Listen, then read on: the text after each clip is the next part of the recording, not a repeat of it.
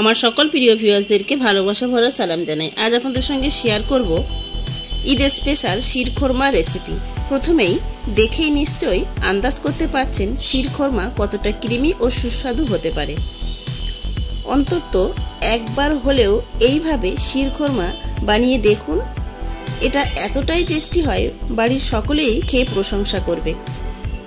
আজকের রেসিপিটি ভালো লাগলে লাইক ও শেয়ার অবশ্যই করবে। নতুন বন্ধু হলে সাবস্ক্রাইব করার অনুরোধ রইল। তাহলে আসুন রেসিপিটি দেখে নেওয়া যাক। প্রথমেই গ্যাসের চুলায় একটা কড়াইতে 2.5 লিটার ফুল ফ্যাট লিকুইড দুধ আমি গরম হতে বসিয়ে দিয়েছি। যখনই শিরখোরমা বানাবেন চেষ্টা করবেন ফুল ফ্যাট দুধ নিতে, তাতে শিরখোরমার টেস্টটা খুব ভালো আসবে। দুধ প্রায় 3 থেকে 4 মিনিট ফুটতে শুরু করেছে। এই পর্যায়ে এসে আমি 2 পিঞ্চ মতো কেশর দিয়ে দেব। এতে খুব সুন্দর কালারও আসবে আর ফ্লেভারও হবে। এবার অনবরত নেড়ে চেড়ে মিডিয়াম লো ফ্লেমে দুধটাকে আমি 10 থেকে 12 মিনিট ফুটতে দেব। তবে মাঝে মাঝে কিন্তু এভাবে নাড়তে হবে, না হলে দুধ ফুটে পড়ে যেতে পারে, তাই মাঝে মাঝেই নেড়ে দিতে হবে। আমি পাশের চুলায় ফুটতে দেব, আর এই চুলাতেই আমি কিছু ড্রাই ফ্রুটস ভেজে নেব। পাশের চুলায় দুধের পাত্রটা বসিয়ে দিয়েছি, আর মাঝে মাঝে কিন্তু নাড়তে থাকবো। এখানে একটা ফ্রাইং প্যান বসিয়ে দিয়েছি। এই ফ্রাইং প্যানের মধ্যে আমি 1 টেবিল চামচ ঘি দিয়ে দেব। ঘি গরম হয়ে এলে এখানে কিছু ড্রাই ফ্রুটস নিয়েছি। ড্রাই ফ্রুটসগুলো আমি প্রায় 3 থেকে 4 ঘন্টা আগে আমি জলে ভিজিয়ে রেখেছিলাম, উঠিয়ে নিয়েছি। এখানে নিয়েছি 4 টেবিল চামচ আমন্ড বাদাম, আর 4 টেবিল চামচ কাজু বাদাম, 4 টেবিল চামচ চাল মগজ, আর 2 টেবিল চামচ পেস্তা বাদাম। সবগুলো একভাবে রেডি করে নিয়েছি আমি। এগুলো সব ঘিয়ের মধ্যে দিয়ে দেব। মিডিয়াম লো ফ্লেমে হালকা ভেজে নেব। খুব সাবধানে ভেজে নিতে হবে যেন না পুড়ে যায়। আর এখানে আমি আরও একটা পাত্রে নিয়েছি 4 টেবিল চামচ কিশমিশ, আর 7 থেকে 8টা খেজুর আমি লম্বা লম্বা করে কুচিয়ে নিয়েছি। এগুলো সব দিয়ে দেব। ড্রাই ফ্রুটসগুলো নিজেদের আন্দাজ মতো বাড়িয়ে কমিয়ে দিয়ে দিতে পারে। এবার সবগুলো আরও 2-1 মিনিট ভেজে নেব।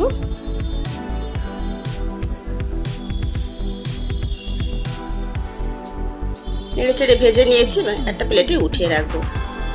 ওই একই কড়াইতেই আমি আরও 1 টেবিল চামচ ঘি দিয়ে দেব। আর এখানে নিয়েছি আমি প্যাকেট ভাজা সিমাই, যেগুলো পাওয়া যায় সেখান থেকেই নিয়েছি। প্যাকেট থেকে এখানে 130 গ্রাম মতো ভাজা সিমাই আছে। হাত দিয়ে একটু আধ ভাঙা করে নিয়েছি। এই ঘিয়ের মধ্যে দিয়ে দেব, দিয়ে লো ফ্লেমে নেড়ে চেড়ে ভেজে নেব।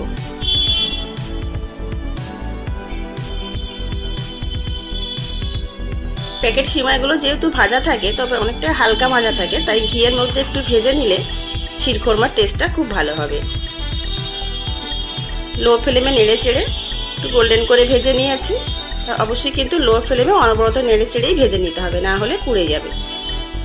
এখানে দুধ প্রায় 10 থেকে 12 মিনিট পাশের চুলায় ফুটছে, আর আমি মাঝে মাঝেই কিন্তু নেড়ে দিচ্ছি।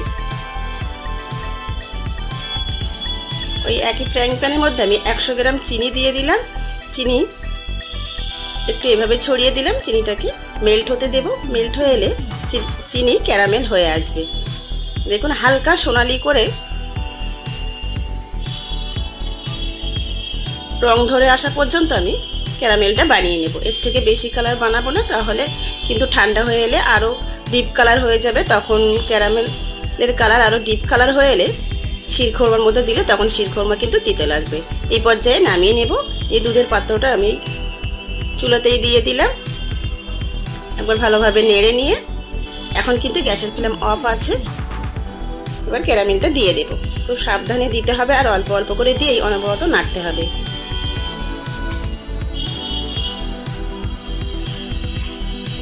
নেড়ে চেড়ে ভালোভাবে মিশিয়ে নিয়েছি। এবার গ্যাসের ফ্লেম জ্বালিয়ে দিয়েছি।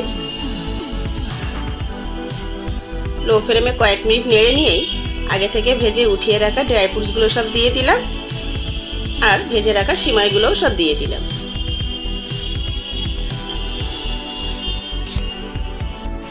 সিমাই দিয়ে নেড়ে চেড়ে আরও কয়েক মিনিট ফুটিয়ে নিলাম। এবার আমি এখানে নিয়েছি 100 গ্রাম খোয়া ক্ষীর বা মাওয়া, খোয়া ক্ষীর বা মাওয়ার পরিবর্তে গুঁড়ো দুধও দিয়ে দিতে পারেন। সেই ক্ষেত্রে 100 গ্রাম গুঁড়ো দুধের মধ্যে 1 টেবিল চামচ ঘি দিয়ে খুব ভালোভাবে মিশিয়ে নিয়ে তারপর দিয়ে দেবেন। খোয়া দেওয়ার পর নেড়েচেড়ে ভালোভাবে মিশিয়ে নিয়েছি। এবার আমি এখানে নিয়েছি 200 গ্রাম কনডেন্স মিল্ক সব দিয়ে দেব।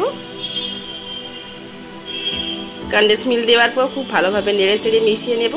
নিজেদের আন্দাজ মতো যে যেমন মিষ্টি পছন্দ করেন সেই অনুযায়ী চিনি, কনডেন্স মিল্ক দিয়ে দেবেন।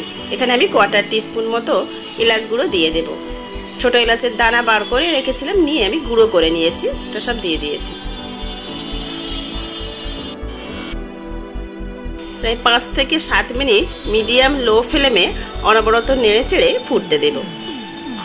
আপনারা চাইলে এই পর্যায়ে এসে 2 থেকে 3 ড্রপস কেওড়া এসেন্সও দিয়ে দিতে পারেন। আজ আর আমি দিলাম না কেওড়া এসেন্স।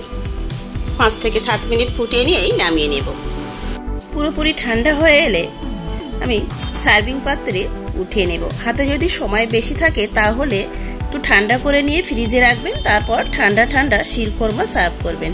ঠান্ডা ঠান্ডা শিরখোরমা খেতে আরও দারুণ টেস্টি লাগবে।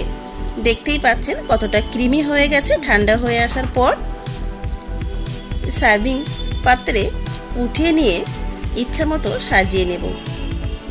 কাজু, পেস্তা কুচি আর সিলভার তবক দিয়ে ইচ্ছা মতো সাজিয়ে নিলাম। আশা করছি একটু হলেও আজকের এই সহজ রেসিপিটি আপনাদের ভালো লেগেছে। ভালো লেগে থাকলে ভিডিওটিতে লাইক দেবেন, নতুন বন্ধু হলে ইউটিউব চ্যানেলটি সাবস্ক্রাইব করবেন আর ফেসবুক পেজটি ফলো করার অনুরোধ রইল। ভিডিওটি শেষ পর্যন্ত দেখার জন্য সবাইকে ধন্যবাদ।